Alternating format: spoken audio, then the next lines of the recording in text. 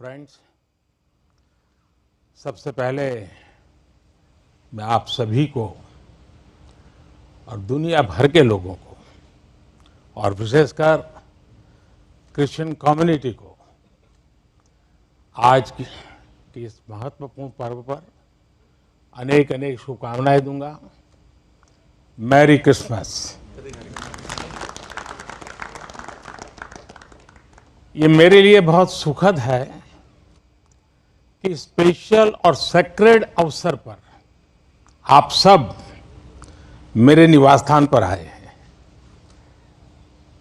जब Indian minority foundation ने ये प्रस्ताव रखा था कि हम सब मिलकर क्रिसमस मनाए, मैंने कहा क्यों न मेरे यहाँ मनाए, और उसी में से ये कार्यक्रम बन गया।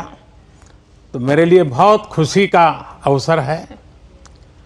अनिल जी ने मुझे बहुत मदद की, मैं उनका विशेष रूप से आभारी हूँ।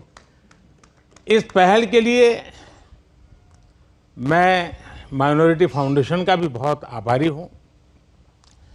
क्रिश्चियन कम्युनिटी के साथ तो मेरा संबंध कोई नया नहीं है, बहुत पुराना बड़ा आत्मीय नाता रहा है और बड़े वार्म रिलेशंस रहे हैं। गुजरात का सीएम रहने के दौरान मैं ईसाई समुदाय और उनके लीडर्स के साथ अक्सर मेरा मिलना जुलना रहता था, और मैं मणिनगर जहाँ से चुनाव लड़ता था वहाँ बहुत बड़ी मात्रा में आबादी भी है, और इसके कारण मेरा स्वाभाविक नाता रहता था। कुछ ही वर्ष पहले मुझे द होली पोप से मिलने का भी सौभाग्य मिला था। वो वाकई मेरे लिए बहुत ही यादगार पल था। हमने इस धरती को बेहतर जगह बनाने के लिए social harmony, global brotherhood, climate change और इंक्लूसिव डेवलपमेंट ऐसे कई विषयों पर और लंबे समय तक बैठ करके बातें की थी। फ्रेंड्स, क्रिसमस वो दिन है जब हम जीसस क्राइस्ट के जन्म को सेलिब्रेट करते हैं। ये उनकी लाइफ मैसेज और वैल्यूज को भी याद करने का अवसर है। जीसस ने करुणा और सेवा के मूल्यों को जिया है। उन्होंने एक ऐसा समाज बनाने के लिए काम किया जिसमें सबके लिए न्याय हो और जो समाज समावेशी हो, इंक्लूसिव हो। हमारे देश की विकास यात्रा में यही मूल्य एक गाइडिंग लाइट की तरह हमें रास्ता दिखा रहे हैं।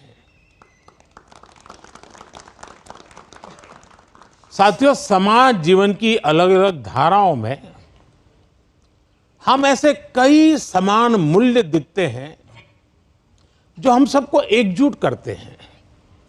उदाहरण के लिए, पवित्र बाइबल में कहा गया है कि ईश्वर ने हमें जो भी उपहार दिया है, जो भी सामर्थ्य दिया है, उसका उपयोग हम दूसरों की सेवा के लिए करें।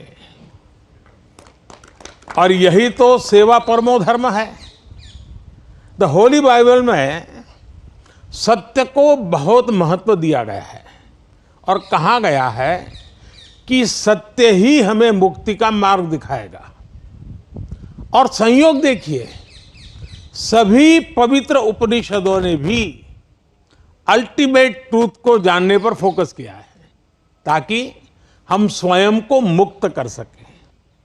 हम अपने साझा मूल्यों और हमारी साझी विरासत पर फोकस करके एक साथ आगे बढ़ सकते हैं।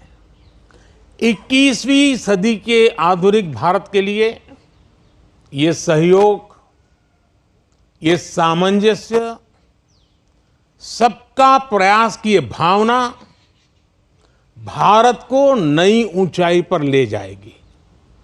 साथियों, द होली पोप ने अपने एक क्रिसमस एड्रेस में ईसा मसीह से प्रार्थना की थी कि जो लोग गरीबी खत्म करने में जुटे हैं उन्हें उनका आशीर्वाद मिले। वो मानते हैं कि गरीबी व्यक्ति की गरिमा को चोट पहुंचाती है। द होली पोप के इन शब्दों में उसी भावना की झलक है जो विकास के लिए हमारे मंत्र में है। हमारा मंत्र है सबका साथ, सबका विश्वास, सबका विकास, सबका प्रयास। सरकार के तौर पर हम ये सुनिश्चित कर रहे हैं कि विकास का फायदा हर किसी तक पहुंचे और कोई इससे अछूता न रहे। ईसाई समुदाय के कई लोगों तक, विशेषकर गरीबों और वंचितों तक भी आज देश में हो रहे विकास का लाभ पहुंच रहा है। मुझे याद है जब हमने फिशरीज के लिए अलग मंत्रालय का गठन किया तो ईसाई समुदाय के बहुत सारे मछुआरे भाई बहन हमारे इस कदम की सार्वजनिक रूप से सराहना करें, मेरा भी सम्मान किया, मुझे बहुत अभिनंदन किया। साथियों, क्रिसमस के इस अवसर पर मैं देश के लिए, क्रिश्चियन कम्युनिटी के लिए एक बात जरूर योगदान करूंगा कि आपके योगदान को भारत गर्व से स्वीकार करता है। ईसाई समुदाय ने फ्रीडम मूवमेंट में महत्वपूर्ण भूमिका निभाई है। फ्रीडम स्ट्रगल में क्रिश्चियन कम्युनिटी के कई थिंकर्स और लीडर्स शामिल थे। गांधी जी ने स्वयं बताया था कि नॉन कोऑपरेशन मूवमेंट की परिकल्पना सेंट स्टीफेंस कॉलेज के प्रिंसिपल सुशील कुमार रुद्र की छत्रछाया में रची गई थी। साथियों, ईसाई समुदाय ने समाज को दिशा देने में निरंतर महत्वपूर्ण भूमिका निभाई है।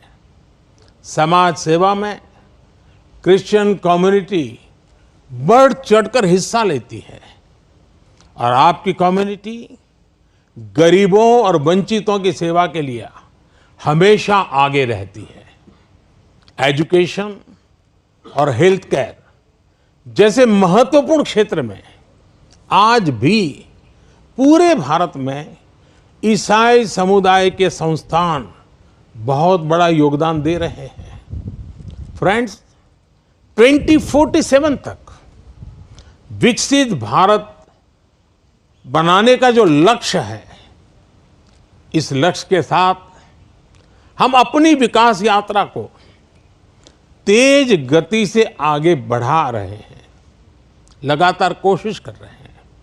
इस विकास यात्रा में हमारे सबसे महत्वपूर्ण साथी अगर कोई हैं तो वो हमारे युवा है। निरंतर विकास के लिए ये बहुत आवश्यक है कि हमारे युवा फिजिकली, मेंटली और इमोशनली फिट और हेल्दी रहें। इस उद्देश्य से चलाए जा रहे कई अभियान जैसे फिट इंडिया, मिलेट्स का उपयोग, न्यूट्रिशन पर फोकस, मेंटल हेल्थ के प्रति जागरूकता और ड्रग्स के खिलाफ अभियान जन आंदोलन बन चुके हैं।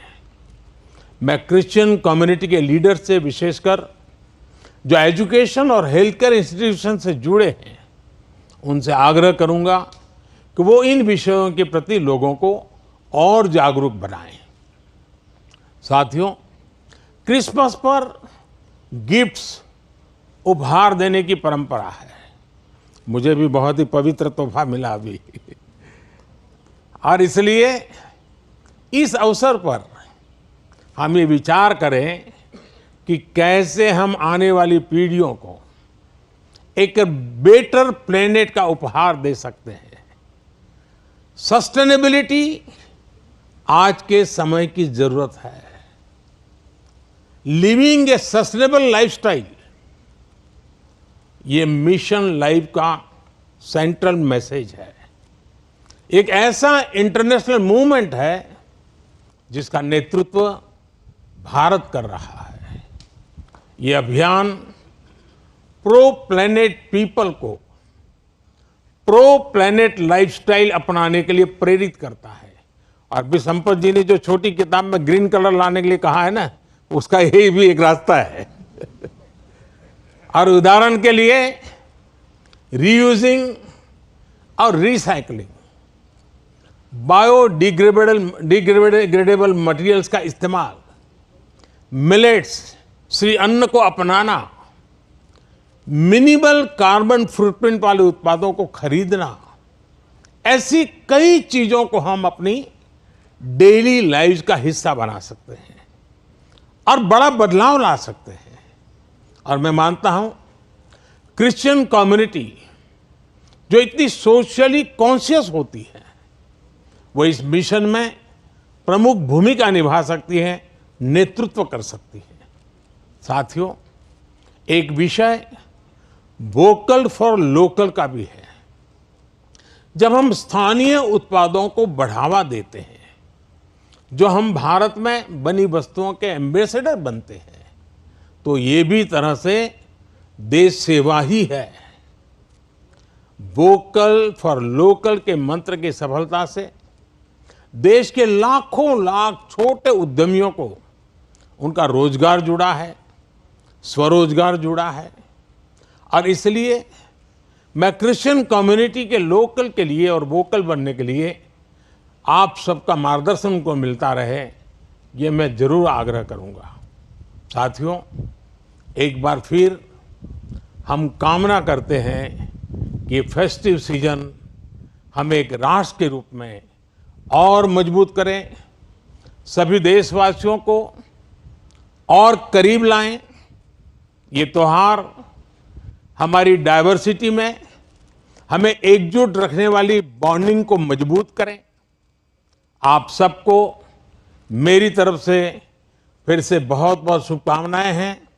और आप सब समय निकाल करके आए और आप मुंबई से स्पेशली उस आयु में भी दौड़ करके आए। वैसे मुझे आप में से कईयों के निरंतर आशीर्वाद मिलते रहते हैं, मुलाकात, मार्गदर्शन मिलता रहता है, लेकिन आज सबको एक साथ मिलने का मौका मिला। मैं फिर एक बार आपका धन्यवाद करता हूं। मैं इन बच्चों का विशेष रूप से आभार व्यक्त करता हूं कि उन्होंने आज के हमारे इस पर्व को अपने स्वर से, अपनी भावनाओं से और मजबूत बनाया है। इन बच्चों को मेरा बहुत बहुत आशीर्वाद, धन्यवाद।